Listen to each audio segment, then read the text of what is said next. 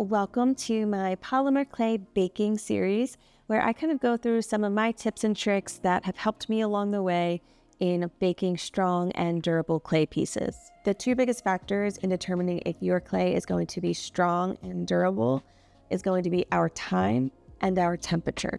Our timing can literally make or break our clay. If you don't bake your clay long enough, you do run the risk of your clay becoming brittle and crumbly. We don't want that. I get the question a lot. Is it safe to bake your polymer clay in your own personal kitchen oven? Yes, it is perfectly safe to bake your polymer clay in your kitchen oven. You don't need a standalone toaster oven for your craft room just for your polymer clay. In fact, I have found that a kitchen oven is more reliable than a toaster oven because we can really keep a better eye on the temperature fluctuations. And speaking about temperature, I highly advise you get an oven thermometer. You would be surprised by the fluctuation of temperature in your oven. Oven temperatures vary depending on the brand of polymer clay, so always check the package for the recommended range. The key here is balance. You don't want your oven creeping up towards 350 degrees Fahrenheit because that can scorch or burn your piece. But you do need to hit at least the minimum temperature listed on your clay's packaging so the clay can fully cure and reach its proper strength. If your oven gets too hot, not only can your clay burn, but it can also release irritating fumes.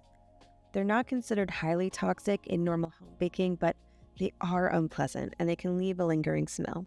Now you may be saying, let me just lower the temperature down so I don't even have to worry, right? Unfortunately, we do need our polymer clay to reach a specific temperature because that is what's going to make our clay durable and strong. Underbaked clay often will snap or crumble. We want our clay to be flexible. Polymer clay is a type of vinyl. It is supposed to be flexible, especially in thinner pieces. Polymer clay needs both time and heat to cure properly. Most brands suggest about 15 minutes per quarter inch of thickness, but if your piece is thicker, you'll need a longer bake. The good news is, as long as you keep your oven at the recommended temperature, baking longer is not going to hurt your piece. In fact, many pros bake their clay much longer. When it's time to bake, I set up my clay pieces on a cookie sheet that I line with parchment paper, and then I use some aluminum foil to create a tent.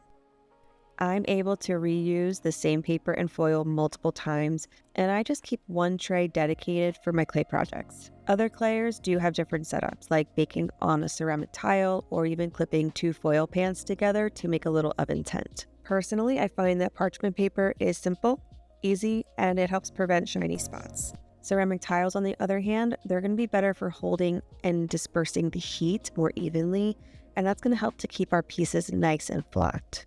Foil pans are lightweight and they do protect our pieces from direct heat, and they're great if we're making something on the taller side, but they can take up some extra space. It's all about finding what works best for you. I just recommend covering your work, say with that tin foil tent or the foil pan, to prevent any darkening of your colors. Okay, let's say you are finished baking, you're super excited, and you realize my clay is breaking. It's not strong enough. Do not fear, your project is not lost. You can rebake polymer clay multiple times. So throw that piece back in the oven. Thank you for watching my basic series on baking our polymer clay. If you enjoyed this video or if you found any of my tips helpful, please like and subscribe and drop a comment below if you would like any additional tutorials. I'm happy to help.